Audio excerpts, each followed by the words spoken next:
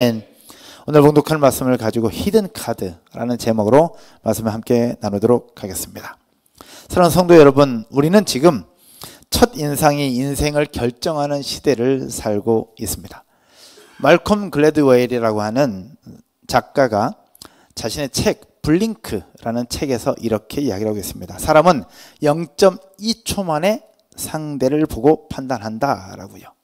0.2초 딱 보고 나서 판단한다라는 겁니다. 얼굴을 보고, 그 다음에 말투를 듣고, 옷차림을 보고, 분위기를 보고 이미 마음속으로 판단한다라는 겁니다. 그래서 오늘 아침에 제가 양복을 꺼내 입으면서 오늘 어떻게 입어야 이분들이 나를 어떻게 판단할까라는 생각이 들었어요. 그래서 오늘 이것도 하나 꽂고 왔어요. 하나 꽂고 왔는데, 말콤 글래드웰이 얘기했던 블링크, 사람은 0.2초 만에 딱 보고 판단한다라는 거예요. 모습 보고 호감인가 비호감인가, 그리고 유능한 사람일까 무능한 사람일까, 신뢰할 만한가 아니면 불신할 만한 사람인가 보고 판단한다라는 겁니다. 그런데요, 더 충격적인 연구 결과가 있습니다. 더 충격적인 연구 결과는 뭐냐? 외모가 더 좋으면 연봉도 높대요. 저는 여러분들이 연봉도 높게 되기를 주님의 이름으로 축복합니다. 아멘 하신 분들에게는 더 높은 결과 2배, 3배 이상 늘어나는 은혜가 있으리라고 믿습니다. 외모가 좋으면, 말솜씨가 좋으면요, 실력이 부족해도 합격하는 결과가 있고요, 또 젊어 보이면 실력 있다고 믿는데요. 이 세상의 모습이 그러합니다. 그래서 어떤 용어가 있냐면 루키즘이라고 하는 용어가 등장을 했습니다. 루키즘, 뭐냐? 외모가 가치를 결정하는 시대라는 이야기입니다. 결국 사람의 외모가 그 사람의 가치를 결정하는 시대, 이게 루키즘이라고 표현하더라고요. 우리 사랑하는 아이들이, 자녀들이 이런 시대 속에 살고 있습니다. 그런데 우리가 살아가는 현실이 아이들뿐만 아니라 우리의 모습도 그렇습니다. 여러분 이미 알고 있겠지만 직장에서도 그러하고요, 또 면접 현장에서도 그러합니다. 인간관계 속에서도 그러한데, 보이는 것이 보이지 않는 내면보다 더 빠르게 판단되는 시대를 살고 있는 것이 우리의 현실이라는 얘기입니다. 보이는 것이 보이지 않는 내면, 보이지 않는 실력보다 더 빠르게 판단되고 있다는 이야기죠. 이런 시대를 살다 보니까 우리가 고민이 들어요. 신앙과 현실 사이에서의 갈등이라는 거죠. 예배를 드리면서 우리는 생각해요. 우리가 사는 세상은 그냥 보는 것으로 판단합니다. 외모를 보고 판단하고 또 보여지는 것으로 판단합니다. 그런데 하나님은 중심을 본다고 얘기를 하고 있는 거예요. 그래서 우리는 물어봐요. 하나님, 세상은 외모를 보는데 하나님은 중심을 보신다고 하니 우리가 살아가는 현실의 괴리가 너무 크지 않습니까? 이 속에서 우리가 어떻게 살아야 되겠습니까? 라고 하나님 앞에 질문을 할 수 있다는 얘기죠. 결국 우리는 끊임없이 현실과 신앙 사이에서 갈등을 하게 되고 말이죠. 그런데 바로 그때 하나님께서 오늘 사무엘에게 주셨던 말씀이 우리에게 위로가 되고 용기가 되지 않을까라는 생각을 해봅니다. 그것이 바로 오늘 읽은 본문 마지막 7절에 있는 말씀입니다. 7절 다 같이 한번 읽어볼게요. 여호와께서 사무엘에게 이르시되 그의 용모와 키를 보지 말라. 사람은 외모를 보거니와 나 여호와는 무엇을 보느니라? 중심을 보느니라. 이건 단순히 외모를 보지 말라라고 하는 조언의 이야기가 아닙니다. 무슨 얘기냐? 따라서 한번 해볼까요? 세상이 보는 기준과 하나님이 보는 기준이 다르다. 세상이 보는 기준과 하나님이 보는 기준이 다르다는 것을 이야기를 해주고 있는 겁니다. 사람들은 더 잘난 사람, 더 똑똑한 사람, 더 화려한 사람을 쓰려고 합니다. 보여지는 그 사람이 능력이 있다고 생각하고 그 사람들을 쓰려고 합니다. 페이스북에도 보면 많은 목사님들, 많은 분들이 강의하고 또 하는 부분들을 계속 많이 올립니다. 그러면 그분이 잘하는 줄 알고 초대하기도 하고 그렇게 하기도 합니다. 맞기도 해요. 실제로 그분들이 능력이 있기도 하고 또 강의도 잘하시고 또 은혜도 있고 하니까. 그러나 실제 현장에서는 그런 것 없이 보여지는 SNS만 그렇게 활동하는 분들도 분명히 있다라는 거죠. 사람들은 현장의 이야기는 잘 모른 채 SNS만 보고 판단하는 경우들이 이 시대에 굉장히 많이 있다라는 이야기입니다. 그러나 하나님은 어떠할까? 여러분, 하나님이 SNS 하실까 안 하실까요? 하나님이 SNS 하실까요? 안 하실까요? 그럼 하나님은 무엇을 보고 우리를 판단하실까? 어떤 걸 보고 판단하실까? 성경에서 분명히 얘기를 합니다. 사람은 외모를 보거니와 하나님은 그 사람의 중심을 보느니라. 하나님은 우리 속에 있는 그 중심을 보시고 중심이 똑바로 박혀 있는 그 사람을 준비시켜서 결정적인 순간에 하나님 나라, 하나님의 역사에 등재시키고 등용시킨다는 사실을 기억하기를 축복합니다. 저는 이 자리에서 예배하고 있는 여러분 모두가, 또 이 자리에 서 있는 우리 더 행복한 교회가 지금은 특별히 보여지지 않는 것처럼 보일 수 있으나 그 속에서 결정적인 순간에 하나님 나라에 등재되고 등용되어서 귀하게 쓰임받고 사용되어지는 여러분 모두가 되실 줄로 믿습니다. 이것을 히든 카드라고 얘기를 합니다. 여러분 카드 게임 혹시 해본 적 있나요? 여러분들 늘 기도하고 말씀 보고 그래가지고 이런 거 잘 모를 것 같은데, 카드 게임을, 할렐루야, 카드 게임을 하다 보면 히든 카드라는 게 있습니다. 모릅니다. 어떤 카드가 있는지, 무엇이 있는지, 무엇을 가지고 있는지 전혀 알 수 없어요. 그러나 히든 카드 하나가 결정적인 순간에 판을 뒤집고요, 모든 게임을 다 완전히 바꿔버리는 경우들이 있는데 그것이 히든 카드인데, 하나님께서 사용하시는 부분들을 보면 히든 카드를 굉장히 많이 사용하시더라는 겁니다. 어떤 사람? 바로 그 중심이 하나님께 올바로 박혀있는 사람을 들어 쓰시고 그 사람을 잘 준비시켜서 숨겨두셨다가 기가 막힌 타이밍에 딱 뽑아서 사용하시는 하나님의 역사들을 보게 됩니다. 오늘 여러분들과 나눌 사람은 바로 그런 사람 두 사람을 얘기해 보려고 합니다. 결국 하나님 앞에 그 마음 중심이 똑바로 박혀 있어 하나님 앞에 집중했던 그 두 사람, 그 사람들을 하나님이 어떻게 쓰시고 그들을 통해서 하나님 나라를 이루어가는 히든 카드로 사용하셨던 부분들인데, 저는 오늘 말씀을 준비하고 나누면서 이런 생각이 들었습니다. 하나님께서 이렇게 말씀하시지 않을까 싶어요. 나에게도 히든 카드가 있다. 한번 따라서 해볼까요? 나에게도 히든 카드가 있다. 그런데 그 히든 카드는 바로, 이것도 같이 해보세요. 그 히든 카드는 바로 나다. 하나님께서 준비시켰다가 결정적인 순간에 들어서 판을 뒤집고 하나님의 역사를 이뤄내는 히든 카드로 이 자리에는 저와 여러분들을 쓰실 수 있기를 주님의 이름으로 축복합니다.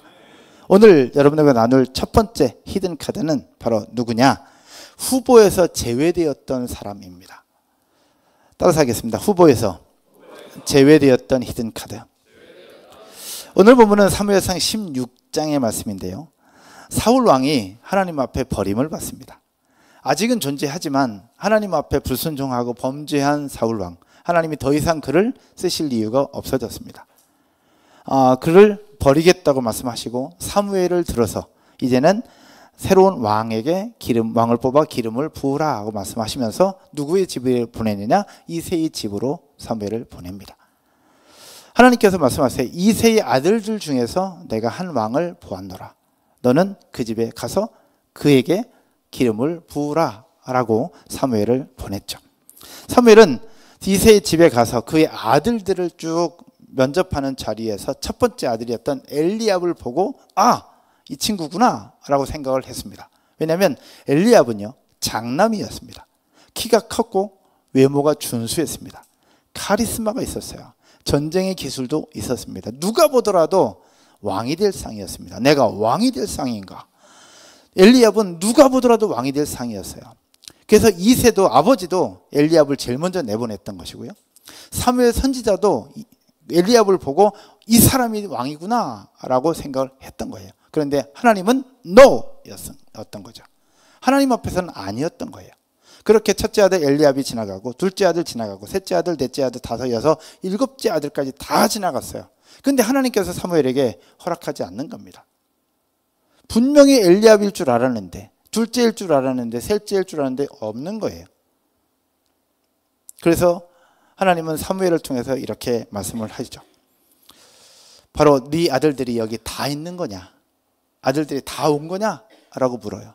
그랬을 때 아버지 이새가 뭐라고 얘기를 하고 있느냐? 성경을 한번 볼까요? 11절의 말씀입니다. 11절. 같이 한번 읽겠습니다. 또 사무엘이 이새에게 이르되 네 아들들이 다 여기 있느냐? 이새가 이르되 아직 막내가 남았는데 그는 양을 지키나이다.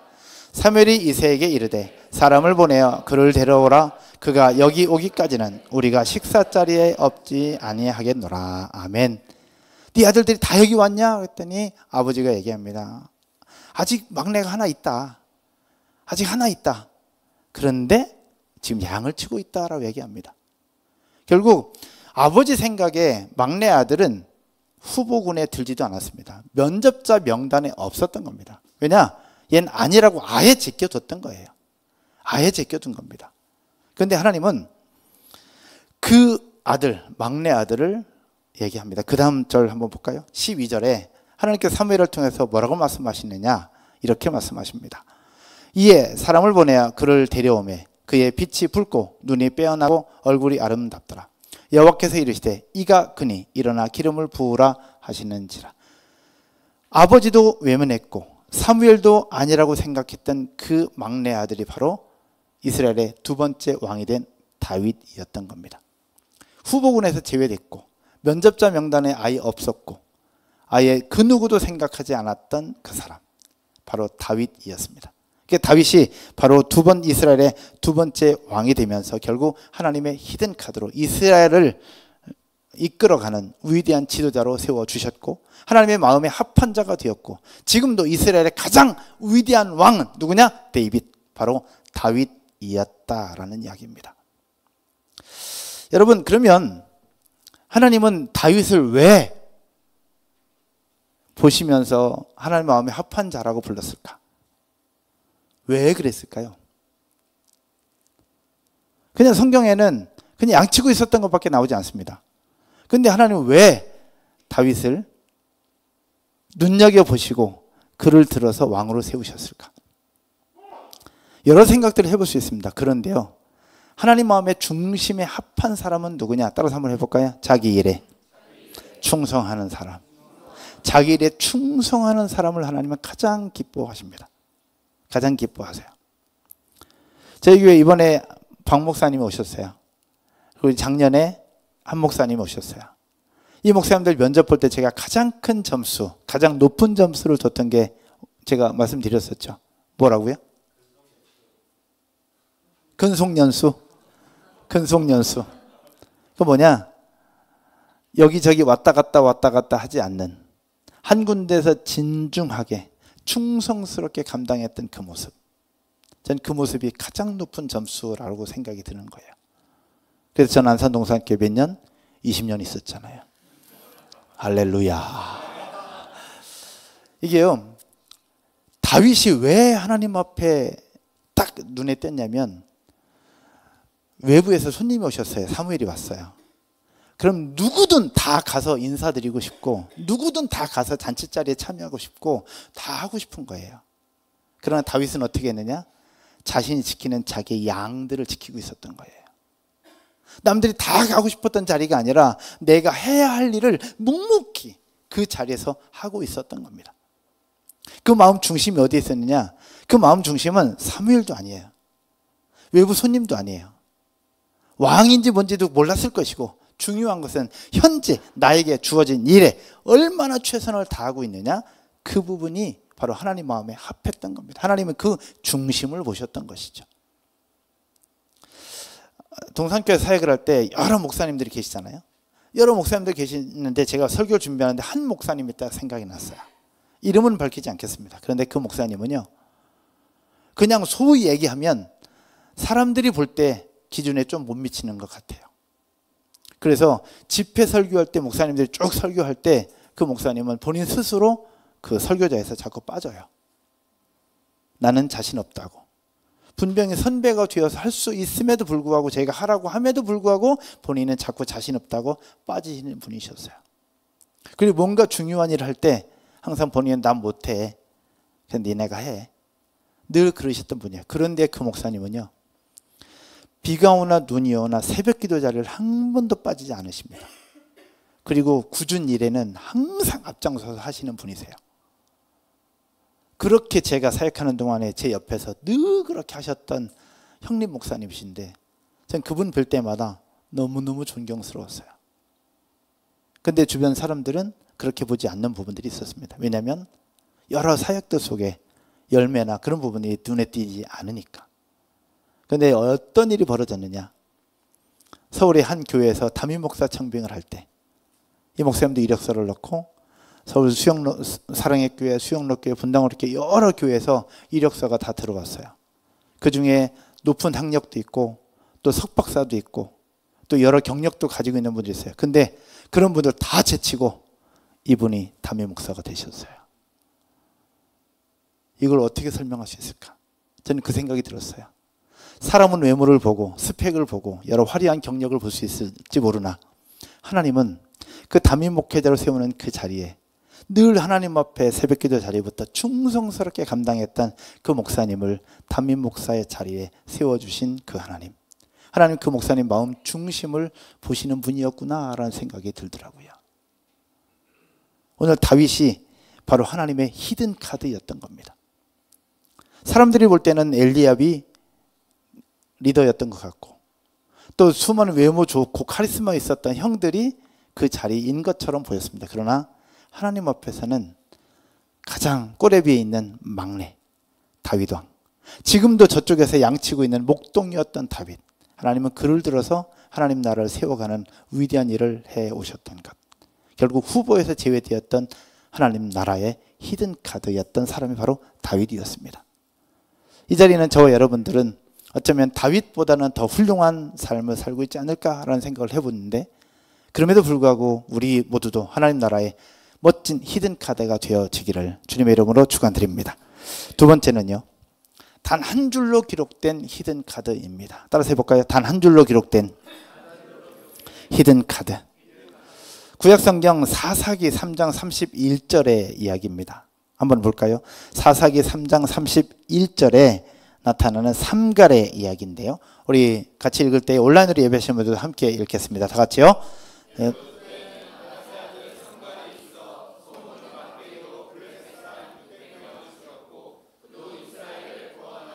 아멘. 그도 이스라엘을 구원하였더라. 언젠가 여러분들과 함께 나눈 적이 있습니다.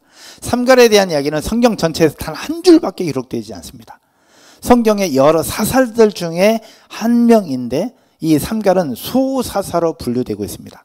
성경에 대사사와 소사사가 있는데 대사사는 성경에 많이 기록된 사람, 삼손, 드보라, 기드온 같은 사람, 에훗, 이런 사람들은 성경에 3장, 4장, 5장 막 그렇게 많이 기록되어 있었던 사람이 대사사입니다. 삼갈은 소사사로 분류되는데 소사사 중에서도 단 한 절밖에 없는 그냥 스쳐 지나가고 마는 그 한 사람, 바로 삼갈이라는 사람입니다. 이 본문도 보시다시피 본문 한번 다시 보여볼까요? 이 본문을 통해서는 전혀 알 수가 없습니다. 무슨 집안인지, 어느 지파인지, 어떤 스펙을 가지고 있는지, 어떤 군사력을 가지고 있는지 그 어떤 것도 알 수가 없습니다. 그런데 하나님은 이 사람을 들어서 그도 이스라엘을 구원하였더라 라고 말씀하시면서 하나님 나라 역사, 이스라엘 민족의 역사를 이루는 한 켠을 장식하고 있다라는 이야기입니다. 그런데 재밌는 것은요, 이 사람이 과연 누구냐라는 거죠. 그래서 꼭 이런 것만 연구하는 사람들이 있어요. 그래서 이런 것만 연구하는 사람들 중에 마이어라는 사람이 있는데, 이 마이어라는 사람, 마이어스라는 사람이 연구할 때 삼갈이라는 이름을 연구했더니 고대 근동에 나오는 이방 사람들의 이름에서 삼갈이라는 이름이 등장한다라는 거예요. 아, 삼갈은 이방인일 가능성이 있구나라는 것이었고요. 또 하나, 자막 한번 그냥 보여주세요. 자막 보면 아낫의 아들이라고 되어 있어요. 아낫의 아들이라고 되어 있으면 우리 예찬이가 있다면 예찬이는 철규의 아들입니다. 그렇죠? 최예찬은 은호의 아들입니다. 보통 그렇게 얘기해요. 누구의 아들? 그러면 삼갈 하면 삼갈의 아버지나 또는 어머니가 아낫이라고 생각하는 경우들이 있는데, 이 아낫은 사람이 아닙니다. 사람이 아니라 가나안에 등장하는, 고대 근동 가나안에 등장하는 여신의 이름이 아낫이었던 겁니다. 결국 이방 여신의 아들 삼갈이라고 되어 있어요. 그 얘기가 뭐냐면 이 삼갈이 집안이 이방 여신을 섬기는 집안이었고, 근데 여기서 중요한 것 하나가 뭐냐, 얼마나 그 신을 열정적으로 섬겼냐면 신의 아들이라고 부를 만큼 그렇게 그 신에게 충성됐던 사람이었다는 겁니다. 그 사람이 바로 삼갈이었던 거예요. 결국 삼갈은 내세울 만한 스펙이 없어요. 구원자로 세울 만한 스펙도 아니고 사사로 설 만한 스펙도 아니고 하나님의 영에 감동되었다는 기록도 없어요. 여러분, 그 삼손이 하나님 앞에 사사로 부름 받을 때 나실인으로도 태어났지만 하나님의 영이 감동되었다고도 기록되어 있잖아요. 근데 삼갈은 그 어떤 기록이 없어요. 그냥 딱 한 줄이에요.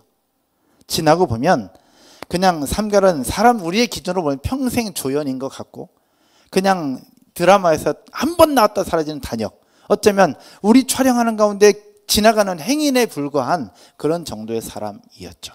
그런데 하나님은 그를 들어서 히든카드로 사용하시면서 결국 블레셋 군대 600명을 죽이는 놀라운 하나님의 역사를 이루어가는 역사의 한 페이지를 장식하고 있다라는 겁니다. 그런데 보면 무엇으로 이기냐? 소모는 막대기라고 기록하고 있습니다.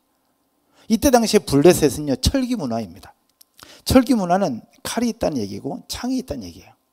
근데 철과 칼이 아니라 소모는 막대기예요. 이걸 연구하는 사람들은 또 연구했더니 뭐가 나오냐? 이 소모는 막대기는 손가락보다 좀 굵거나 손가락이 비슷하거나 이런 굵기에 길이가 2m 정도 되는 소를 몰 때 쓰는 막대기라는 거예요. 이 막대기로 블레셋 군대, 철기 문화로 장착한 이 군대 600명을 죽인다? 이게 과연 사람으로서 가능하냐라는 거죠. 절대 불가능하죠. 결국 이것은 무엇이냐? 하나님께서 그 삼갈이라는 사람을 들어서 쓰시는데, 그러면 하나님은 삼갈에 무엇을 보고 그를 숨겨두었다가 필요할 때 들어서 쓰시냐라는 겁니다. 따라서 한번 해볼까요? 삼갈의 중심에 있는 그 마음. 어떤 마음일까? 어떤 마음일까요? 이방신을 섬기는 사람이었는데 다윗과 비슷하더라고요. 뭐냐? 다윗은 그 상황 속에서 자기에게 맡겨진 일 충성스럽게 감당했잖아요. 삼갈은 비록 이방 여신을 섬겼지만 그럼에도 불구하고 자신이 섬기는 그 신을 정말로 충성스럽게 섬겼던 사람, 그러니 아낫의 아들이라고 칭할 만큼 그렇게 자신이 섬기는 신을 충성스럽게 섬겼던 사람이었다는 거죠. 하나님은 그에게 하나님의 영으로 그를 불러서 이스라엘 구원하는 사사로 삼으셨던 거예요. 그 마음 중심을 보셨던 하나님의 역사입니다. 우리가 요즘 느헤미야서를 계속 보고 있잖아요. 느헤미야서를 보고 그 다음에 학개, 스가랴, 이제 그런 소선지서를 쭉 볼 때 사람들은 무엇을 보느냐? 페르시아를 봅니다. 페르시아 왕이 되고 싶어 할 거예요. 다리오 왕이 되고 싶고, 바벨론의 다리오 왕이 되고 싶고, 아닥사스다 왕이 되고 싶고, 아수에로 왕이 되고 싶고, 느부갓네살 왕이 되고 싶고, 그런 제국 속에 살고 싶어 하는 것이 우리 인간의 모습입니다. 그러나 하나님은 그 속에서 하나님의 사람들을 숨겨두고 계셨어요. 숨겨두셔서 에스라를 숨겨두시고, 에스더를 숨겨두시고, 느헤미야를 숨겨두시면서 결정적인 순간에 그들을 들어서 하나님 앞에, 하나님 나라의 위대한 일을 감당하게 하셨던 것. 느헤미야로 보면 느헤미야는 정말 하나님 그 마음 중심이 하나님 앞에 합했던 사람이고 하나님께 드렸던 사람이에요. 그 위기 속에서 어떻게 매일 정해진 곳을 향하여 하나님 앞에 기도하던 사람, 느헤미야, 다니엘, 그런 사람들이었잖아요. 결국 모든 삶의 순간을, 삶의 중심을 하나님 앞에 드렸던 그 사람들. 하나님은 그들을 들어서 위대한 일을 함에 있어서 사용하셨다라는 겁니다. 저는 이 자리는 저와 여러분들이 그런 하나님의 사람들, 그도 이스라엘을 구원하였더라, 명화도 이스라엘을 구원하였더라, 한나도 이스라엘을 구원하였더라, 그런 하나님의 은혜가 저와 여러분의 인생과 삶에 있어지기를 주님의 이름으로 축복합니다. 그러면서 더 행복한 교회를 섬기는 한 사람으로서 더 행복한 교회가 한국교회 3040 세대들을 살리고 한국교회 수많은 젊은이들과 다음 세대를 살리는 교회가 되었더라 라는 고백이 있었으면 좋겠습니다. 말씀의 결론을 맺으려고 합니다. 오늘 말씀은 너무나도 잘 아는 말씀입니다. 사무엘이 다윗을 기름 부을 때에 하나님께 주셨던 말씀, 사람은 외모를 보거니와 하나님은 나 여호와는 그 중심을 본다라고 하는 그 말씀. 사람들은 스펙을 보고 경력을 보고 화려함을 보지만 하나님은 중심을 보신다라는 겁니다. 사람들은 드러난 사람을 씁니다. 그리고 알려진 사람들을 써요. 다니엘 기도에 한번 나오고 나면 전국에 강사로 가는 부분들이 굉장히 많아집니다. 필요하고 잘하기도 하고 그런 은혜도 있습니다. 사실입니다. 그러나 이 세상에 다니엘 기도 나가지 못하는, 수많은 정말 멋진 분들도 진짜 많이 있다라는 거죠. 그런 사람들 하나님 앞에 귀하게 쓰임받는 모습들 저와 여러분 가운데도 있을 것인데요. 오늘 한두 분을 좀 소개하려고 합니다. 지금 소개하는 한 사람, 그 누구도 알지 못하는 사람입니다. 저도 몰랐고요. 여러분들도 모를 겁니다. 근데 이걸 준비하다 보니 이 사람이 있었기에 이 사람이 있었구나 라는 생각이 딱 들었습니다. 이 사람은요, 세상 누구도 몰랐던 평범한 주일학교 선생님이었습니다. 여러분들처럼 섬기는 유치부 교사 또는 초등학교, 초등부, 주일학교 선생님이셨습니다. 그는 조용히 이름도 없이 그저 한 학생을 위해서 기도하면서 그 영혼을 위해서 신발 가게로 찾아갑니다. 그 신발 가게에 있었던 그 학생이 바로 누구였냐? D.L. 무디라고 하는 사람입니다. 세계적인 부흥사였고요. D.L. 무디로 하여금 수백만 명이 하나님 앞에 돌아오는 위대한 하나님의 나라가 확장되어져 갔습니다. 그런데 이 무디가 예수 그리스도를 믿고 복음을 받아들이면서 회심하게 된 것은 화려한 목사님이 아니었습니다. 유명한 전도자도 아니었어요. 그냥 숨겨진, 아무에게도 알려지지 않았던 주일학교 교사 한 사람. 그 주일학교 교사 한 사람을 만들어낸 것이었습니다. 결국 유명한 무디를 변화시키고 무디를 예수 그리스도의 사람, 하나님의 사람이 되게 했던 첫 번째 출발, 그 사람 바로 에드워드 킴볼이라고 하는 사람이었습니다. 사진 준비했어요. 한번 볼까요? D.L. 무디의 스승이었던 에드워드 킴볼. 우리는 모릅니다. 저도 처음 들었습니다. 그런데 하나님은 에드워드 킴볼이라는 사람을 들어서 그 어떤 것도 상관없이 변함없이 자기 자리에서 충성스럽게 주일학교 교사로 감당했던 그 사람을 들어서 D.L. 무디라고 하는 위대한 하나님의 사람이 있게 하셨고, 그 D.L. 무디를 통하여 수백만 명이 하나님 앞에 돌아오게 되는 위대한 하나님의 역사. 그 출발은 바로 하나님 마음에 합했던, 하나님 앞에 중심을 다했던 에드워드 킴볼로부터 시작되었던 겁니다. 진정한 하나님 나라의 히든 카드였던 것이죠. 또 한 사람입니다. 20세기 청소년 사역을 뒤집은 교회 교육자 헨리에타 미어스라는 사람입니다. 사진 먼저 보여줄까요? 헨리에타 미어스라고 하는 여인입니다. 헐리우드 장로교에서 교사들을 세웠어요. 그리고 교회학교 교재를 만들었습니다. 그냥 조용히 다음 세대를 키우던 교육자 중에 한 사람이었습니다. 근데 이 여인은 유명한 설교자가 아니었습니다. 그리고 무대에 선 적도 거의 없어요. 무대에 서서 마이크를 잡아본 적도 거의 없다고 합니다. 하지만 그녀에게 영향을 받은 사람이 여러분 누군지 아십니까? 이 여인에게 영향을 받아서 하나님의 사람이 되고 하나님께서 주신 사명을 잘 감당했던 사람. 첫 번째, 빌리 그레이엄 목사님. 두 번째, 제임스 패커.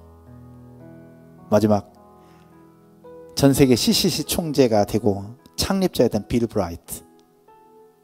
이분이 헨리에타 미어스의 가르침을 받았던 사람들이었습니다. 여러분 놀랍지 않습니까? 숨겨진 교육자 헨리에타 미어스, 하나님 나라의 히든 카드였던 겁니다. 그렇다면 오늘 2부 예배드린 여러분들 모두가 다 주일학교 교사들이에요. 베베, 유치부, 초등부, V팀. 여러분들이 세상적인 이름이 알려진 분도 계시고 그렇지 않은 분들도 계십니다. 구글에 검색하면 여러분의 이름이 나올 수도 있고 안 나올 수도 있습니다. 그러나 그거는 중요하지 않습니다. 왜? 따라서 해볼까요? 하나님 나라에 내 이름은 이미 기록되어 있기 때문에.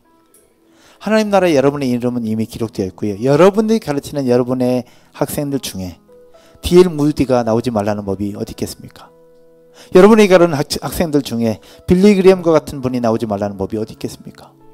제임스 패커, 빌 브라이트 같은 사람이 여러분이 가르치는 그 학생들을 통해서 나올 수도 있다는 사실을 기억하고 지금 현재 일에 다윗처럼 충성스럽게 감당하는 여러분 모두가 되기를 주님의 이름으로 축원드립니다. 그렇게 할 때에 하나님 우리에게 말씀하십니다. 나에게도 히든 카드가 있다. 그 히든 카드는 바로 너다 라고 얘기하고 있는 거예요. 나에게도 히든 카드가 있다. 그 히든 카드는 바로 너다 라고 얘기하고 있는 거예요. 하나님 나라의 히든 카드, 저와 여러분이 될 줄로 믿습니다. 더 나아가서 하나님 나라의 히든카드, 이 시대 가운데 교회를 살리고 젊은이들을 살리고 3040을 살리고 영혼들을 구원하고 지역을 섬기는 하나님 나라의 히든카드, 우리 더 행복한 교회가 되기를 주님의 이름으로 축원드립니다. 자리에서 한번 일어나셔서 우리 찬양 하나 드리고 기도하겠습니다.